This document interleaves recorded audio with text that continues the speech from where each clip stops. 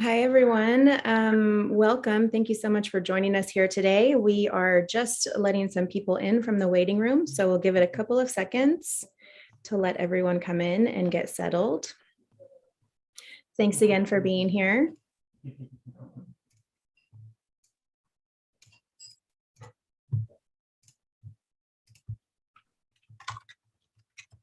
If you want, you can drop us a note in the chat box there and let us know where you are tuning in from.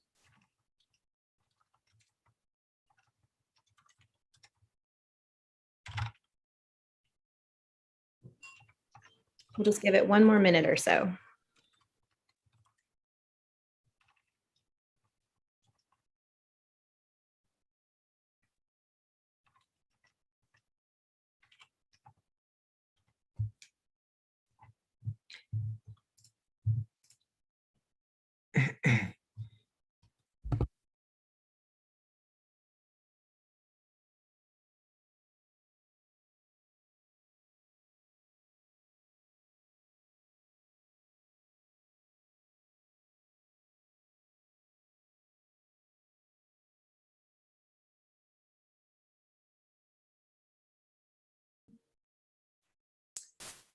Okay, I think this sounds good. We'll go ahead and get started. So once again, welcome and thank you all for joining us for another Browsers 3000 learning session. Today, we are very excited to have Dmitry Kurinskiy here to tell us about Fluence. Fluence is a peer-to-peer application platform that allows the creation of applications free of proprietary cloud providers or centralized APIs.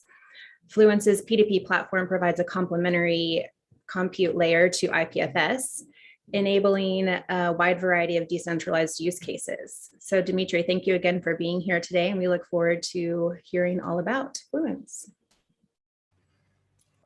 Thank you.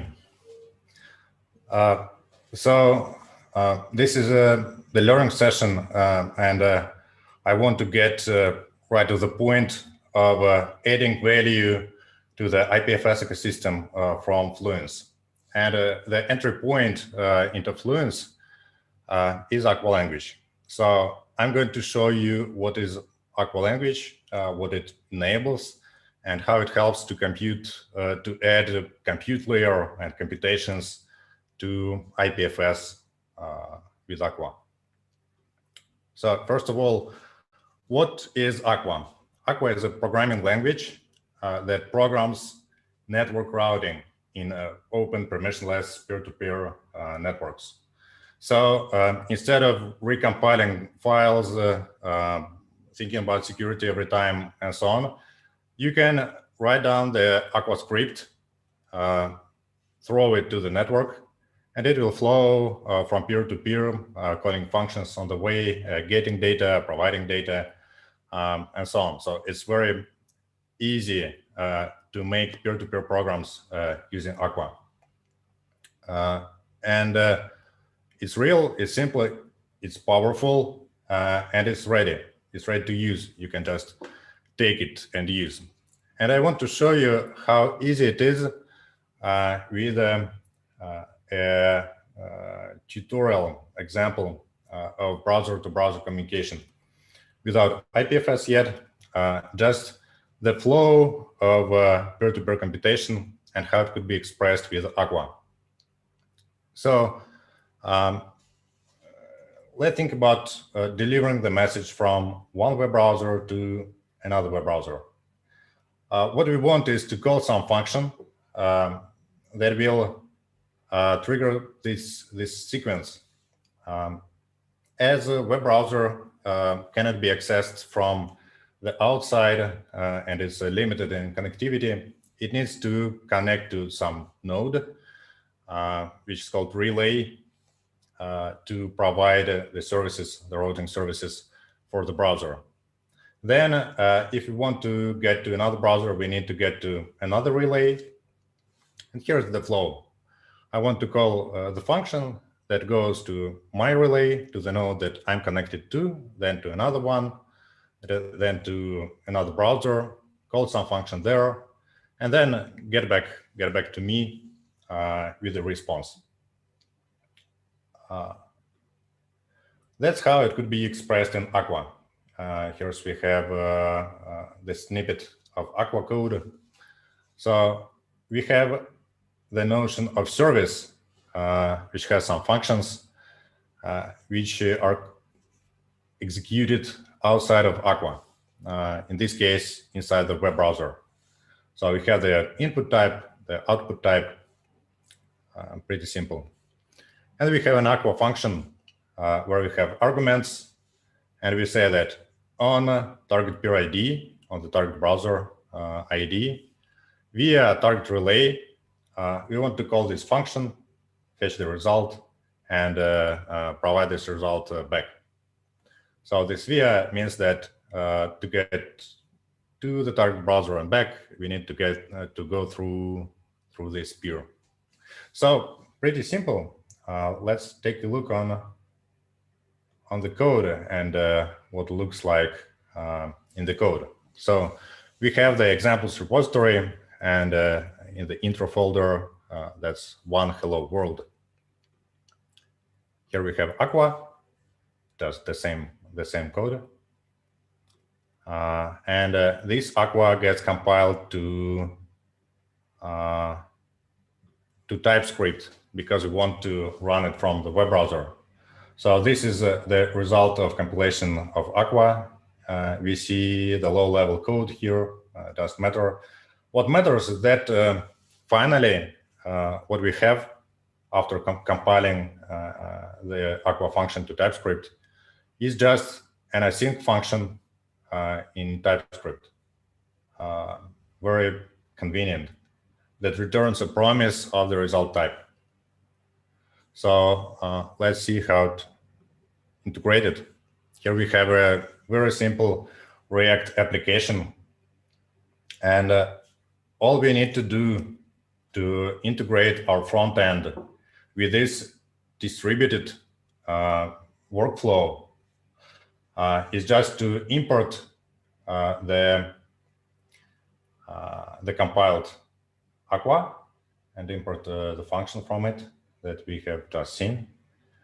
Then we need to register the callback for the service that is called from the Aqua script.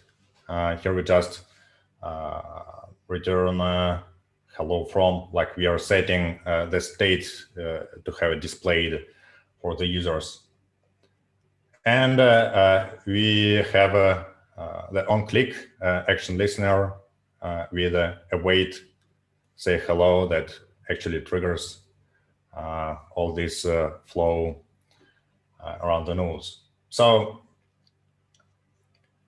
again, to have this distributed workflow, all you need is to write around 10 lines or 7 lines of Aqua code, compile it, and import from the front end. So all you really need to do is to develop the front end. And I think it's awesome. Let's take a look on this example. So I have this intro running. I have 2 browsers side by side. And I have a list of relays of the Fluence nodes that I know. Let's pick one relay to one web browser, another relay to a second browser. Here we have the peer ID of this web browser and the node that is connected to. Let's copy and paste it. I'm copy pasting because it's the most simple way to go. But actually, in the real world applications, you can discover these peers, these IDs, and do algorithmic routing. So it just works. We have 2 nodes, we have 2 peers, and we just delivered the message, and it takes like minutes. So let's get to the presentation.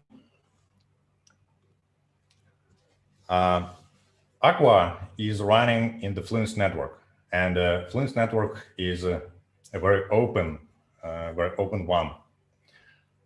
So browsers can be peers in the Fluence network. They are treated just as peers. You can call functions on the browsers if they allow you to do it. They are just the parts of Aqua scripts. Nodes are also peers. They are running. They are built with Rust and running on some hardware somewhere, and they are capable to run WebAssembly computations bundled within services with the Marine runtime. So we have different peers like clients. It could be browsers or mobiles or anything. We have different nodes in the network, and we can have WebAssembly services on these nodes. What is interesting is that these services even can execute external effects. For example, they can work with IPFS files. You can instruct the WebAssembly service to download or to upload the file over IPFS, and that's what I'm going to show you. Or you can instruct it to fetch URLs, like get prices from an Ethereum node, or I don't know, the weather from somewhere, or fetch an image, or a webhook, trigger a webhook, something like that. So you can make quite complex workflows using WebAssembly and Aqua. But let's focus just on Aqua and just a bit of WebAssembly. The next part is about Fluence and IPFS integration. So first of all, I want to show how Fluence makes it possible to deploy WebAssembly, to deliver WebAssembly code from IPFS to Fluence node. So this finally means that you can point on the WebAssembly, on the computations, to link computations by CID. What's going to happen? From the browser, I want to ask the Fluence node using an Aqua script to deploy a WebAssembly package that is fetched from the IPFS node. The Fluence node will go to IPFS node and fetch this file by CID. IPFS node will download it and provide it to the file system. Then node will take this WebAssembly and move it to WebAssembly storage, and then it will compile it and run, and it will return the ID, which is callable, which you can just use for function calls. The service ID is different from this CID currently because it shows that this code is already deployed and is ready to be called. So let's do it. I want to stop the first example and go to IPFS code execution example and start it. This is the fourth part of a tutorial. You can take a look on all the tutorials and readmes. They are more or less documented. And the structure is a bit more complex here because we have a service in Rust and Aqua scripts and front end. But finally, the logic is the same. So waiting for the front end to run is just TypeScript compiling. And while it's running, let's take a look on this. That's the API of the file that we are going to deploy and use. And here we have all the flow of deploying this service to the node using the CID of the services WebAssembly.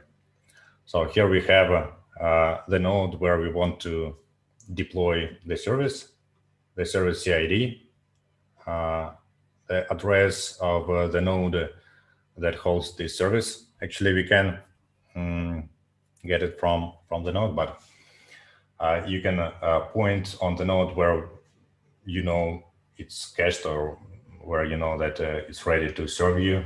And we have a callback to provide errors back to the client in case there's some. So it's running. Let's connect to some relay. And here it is. So I have already uploaded this file, process files, WebAssembly. I did it with IPFS desktop, actually. And here's the CID. And it's deployed. So it's deployed, I can remove it, and I have this service ID. So that's nice. Let's get back to the presentation. One step back about the Fluence plus IPFS integration. Is it tight or not? What's about nodes? So first of all, this integration comes by default. So the default deployment of the Fluence node contains IPFS daemon. So there is the Fluence node and the IPFS node as a sidecar by default. By the way, it's a question, what is a sidecar for what? Because you can think about the Fluence node as sidecar to IPFS. But finally, you can just use IPFS for storage. And if you're more about storage, then you can use Fluence for computations. Then there is a WebAssembly package that facades the IPFS node and the IPFS client for Aqua and for other services. This is required to ensure security, like to avoid RMRF or something like that. So all the IPFS related code resides here, and you can take a look on it, audit it, and then reuse it. And then all the services on the Fluence node can access files from the file system. You can fetch the file from IPFS, is on the file system then. And after that, you can use Aqua script to move the file from IPFS to the file system of the service, to the sandbox and back. So that's the next demo. I want to show how you can run computations on the data which is stored on IPFS. So it means that I want to apply the function coded on WebAssembly to the file which is addressed by IPFS CID. The flow is the following. I want to ask the Fluence node to apply a function to a CID. Fluence node will ask IPFS node to fetch this file. When this file is provided, it will be used as an input file. To be used, first it will be moved to the WebAssembly sandbox, as services in Fluence don't have access to the whole file system. This access is sandboxed, it's restricted, but you can move to the sandbox. Then the node will run computations on the file, and these computations will finally write another file with the results. Then the node will move this file with the results to IPFS node and ask it to upload it. To IPFS, it will return CID, and after that, the node will return CID to the browser. So let's take a look on how it works.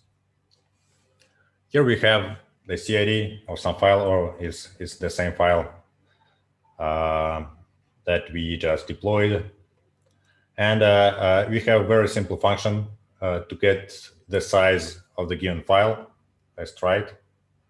So this file was downloaded, then moved to the service, then its size was calculated, and this number is uploaded as a file to the IPFS node. If you have time in the end, we'll try to upload different files and ensure that this hash corresponds to this content.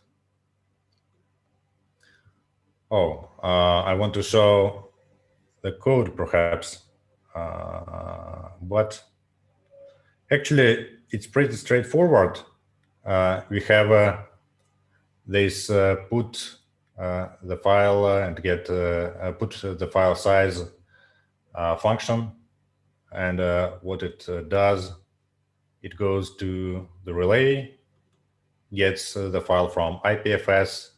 If it succeeds, then it processes the file size with the service. If it's okay, then it logs the file size with a coroutine, writes it to disk, and then uploads the file over IPFS, and the result.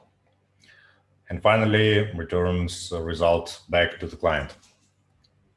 So it's just the declarative description of what we want to achieve, actually.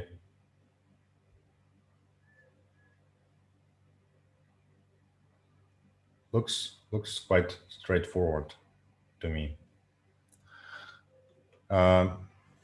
Actually, functions on the Fluence network are addressed by 3 parts. It's the peer ID, service ID, and function name.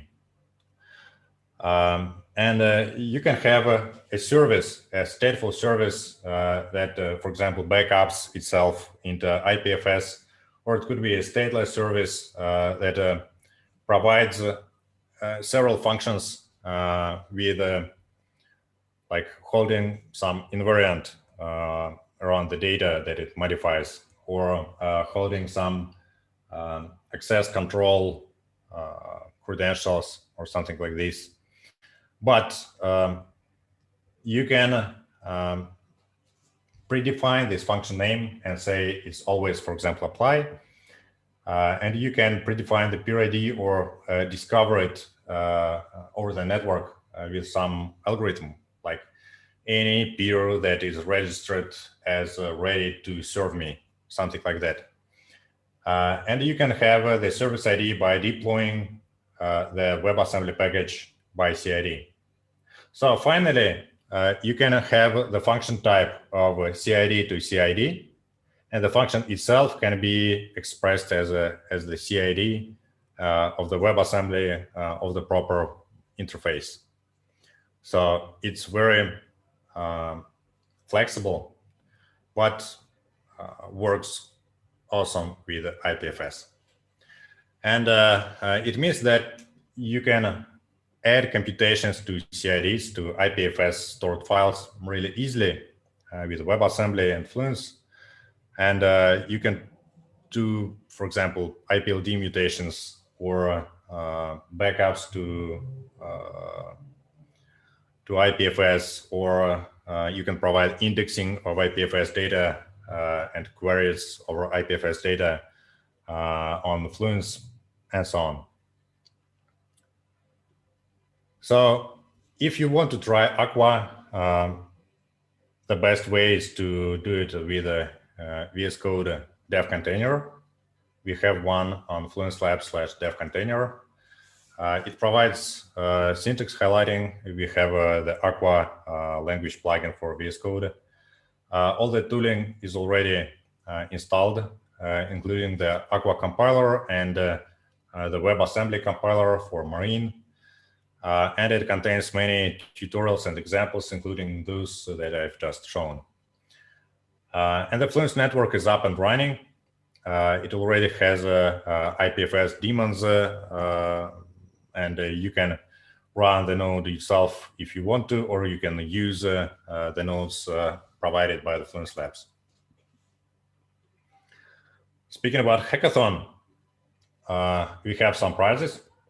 We have USD 1000 prize for the best overall Fluence submitted solution as judged by the panel. And we have USD 100 for using Aqua in the browser and integrating IPFS to create just any kind of decentralized application. And it's going to be unlimited in numbers. And for the details specific to Browser 3000 hackathon, take a look on the dedicated repo, Fluence Labs / Browser 3000 hackathon. And that's all. Here's the link to the Aqua compiler repo. We have documentation on fluence.dev, and we have Twitter, and we have Telegram. And probably we have also a room in Discord, hopefully, where we are open for the questions and we can provide the support. So that's it. If there are any questions, I'm ready to discuss them. And if not, I want to try to upload something else to the IPFS node.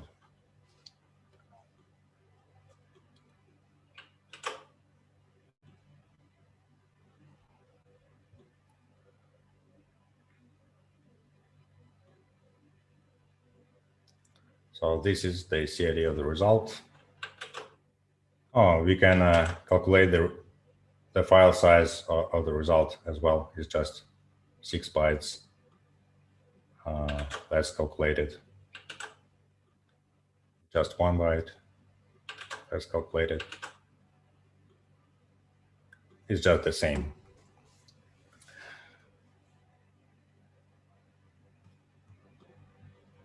And here, that's the uploaded file. We can get it using IPFS desktop.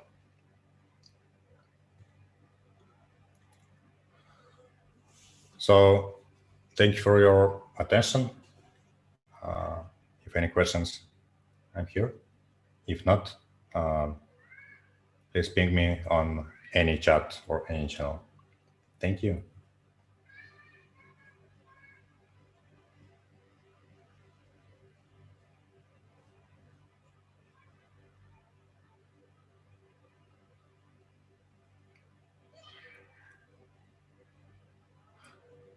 There's a question about hackathon participation with a huge application, and it's possible to use it during the hackathon.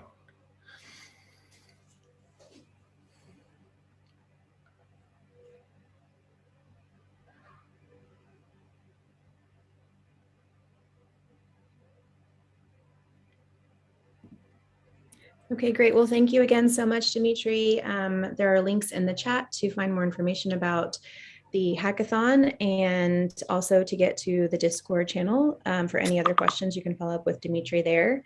Thank you again for joining us today, and we'll see you at the next one. Thanks, everyone. Thank you. Bye-bye. Bye.